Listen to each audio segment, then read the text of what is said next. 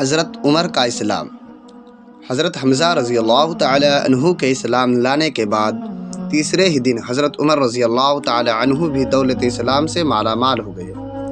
آپ کے مشرف با اسلام ہونے کے واقعات میں بہت سی روایات ہیں۔ ایک روایت ہے کہ آپ ایک دن غصے میں بھرے ہوئے ننگی تلوار لے کر اس ارادے سے چلے کہ آج میں اسی تلوار سے پیغمبر اسلام کا خاتمہ کر دوں گا۔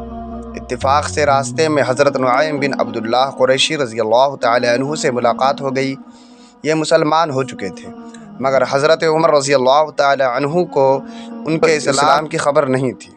حضرت نعیم بن عبداللہ رضی اللہ تعالی عنہ نے پوچھا کہ کیوں اے عمر، اس دوپہر کی گرمی میں ننگی تلوار لے کر کہاں چلے؟ کہنے لگے کہ آج بانی اسلام کا فیصلہ کرنے کے لیے گھر سے نکل پڑا ہوں۔ انہوں نے کہا، پہلے اپنے گھر کی خبر لو۔ تمہاری بہن فاطمہ بنت خطاب اور تمہارے بہنوئی سعید بن زید بھی تو مسلمان ہو گئے ہیں۔ یہ سن کر آپ بہن کے گھر پہنچے اور دروازہ کھٹکھٹایا۔ گھر کے اندر چند مسلمان چھپ کر قرآن پڑھ رہے تھے۔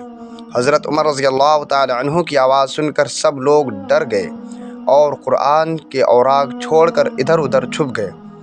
بہن نے اٹھ کر دروازہ کھولا تو حضرت عمر رضی اللہ تعالی عنہ چلا کر بولے کہ اے اپنی جان کی دشمن، کیا تو بھی مسلمان ہو گئی ہے؟ پھر اپنے بہنوئی حضرت سعد بن زید رضی اللہ عنہ پر جھپٹے اور ان کی داڑھی پکڑ کر ان کو زمین پر پٹک دیا اور سینے پر سوار ہو کر مارنے لگے۔ ان کی بہن فاطمہ اپنے شوہر کو بچانے کے لیے دوڑ پڑی تو حضرت عمر رضی اللہ تعالی عنہ نے ان کو ایسا تماچا مارا کہ ان کے کانوں کے جھومر ٹوٹ کر گر پڑے اور ان کا چہرہ خون سے لہو لہان ہو گیا۔ بہن نے صاف صاف کہہ دیا کہ اے عمر سن لو، تم سے جو ہو سکے کر لو، مگر اب اسلام دل سے نہیں نکل سکتا۔ حضرت عمر رضی اللہ تعالی عنہ نے بہن کا خون آلودہ چہرہ دیکھا اور ان کا عزم و استقامت سے بھرا ہوا یہ جملہ سنا تو اس پر رقت طاری ہو گئی اور ایک دم دل نرم پڑ گیا۔ تھوڑی دیر تک خاموش کھڑے رہے، پھر کہا کہ اچھا تم لوگ جو پڑھ رہے تھے مجھے بھی دکھاؤ۔ بہن نے قرآن کے اوراق کو سامنے رکھ دیا۔ اٹھا کر دیکھا تو اس آیت پر نظر پڑی کہ سبح للہ ما فی السماوات والارض وہو العزیز الحکیم۔ اس آیت کا ایک ایک لفظ صداقت کی تاثیر کا تیر بن کر دل کی گہرائیوں میں پیوست ہوتا چلا گیا اور جسم کا ایک ایک بال لرزے براندام ہونے لگا۔ جب اس آیت پر پہنچے آمنوا باللہ ورسولہ تو بالکل ہی بے قابو ہو گئے اور بے اختیار پکار اٹھے، اشہد ان لا الہ الا اللہ و اشہد ان محمد رسول اللہ۔ یہ وقت تھا کہ حضور اکرم صلی اللہ تعالی وسلم حضرت ارقم بن ارقم کے مکان میں مقیم تھے۔ حضرت عمر رضی اللہ تعالی عنہ بہن کے گھر سے نکلے اور سیدھے حضرت ارقم رضی اللہ عنہ کے مکان پر پہنچے تو دروازہ بند پایا۔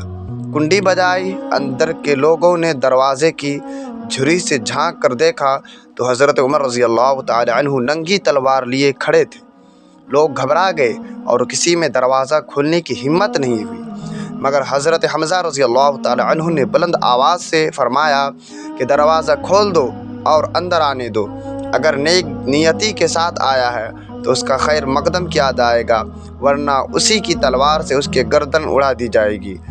حضرت عمر رضی اللہ تعالی عنہ نے قدم رکھا تو حضور اقدس صلی اللہ تعالی وسلم نے خود آگے بڑھ کر حضرت عمر رضی اللہ تعالی عنہ کا بازو پکڑا اور فرمایا کہ اے خطاب کے بیٹے، تو مسلمان ہو جا، آخر تو کب تک مجھ سے لڑتا رہے گا؟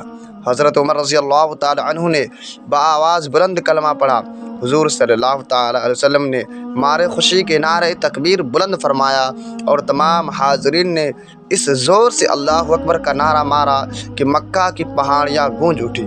پھر حضرت عمر رضی اللہ تعالی عنہ کہنے لگے کہ یا رسول اللہ، یہ چھپ چھپ کر خدا کی عبادت کرنے کے کیا معنی ہے؟ اٹھیے، ہم کعبہ میں چل کر علی اعلان خدا کی عبادت کریں گے، اور خدا کی قسم میں کفر کی حالت میں جن مجلسوں میں بیٹھ کر اسلام کی مخالفت کرتا رہا ہوں، میں اب ان تمام مجالس میں اپنے اسلام کا اعلان کروں گا۔ پھر حضور صلی اللہ تعالی علیہ وسلم صحابہ کی جماعت کو لے کر 2 قطاروں میں روانہ ہوئے۔ ایک صف کے آگے آگے حضرت حمزہ رضی اللہ عنہ چل رہے تھے اور دوسری صف کے آگے آگے حضرت عمر رضی اللہ تعالی عنہ تھے۔ اس شان سے مسجد حرام میں داخل ہوئے اور نماز ادا کی، اور حضرت عمر رضی اللہ تعالی عنہ نے حرم کعبہ میں مشرکین کے سامنے اپنے اسلام کا اعلان کیا۔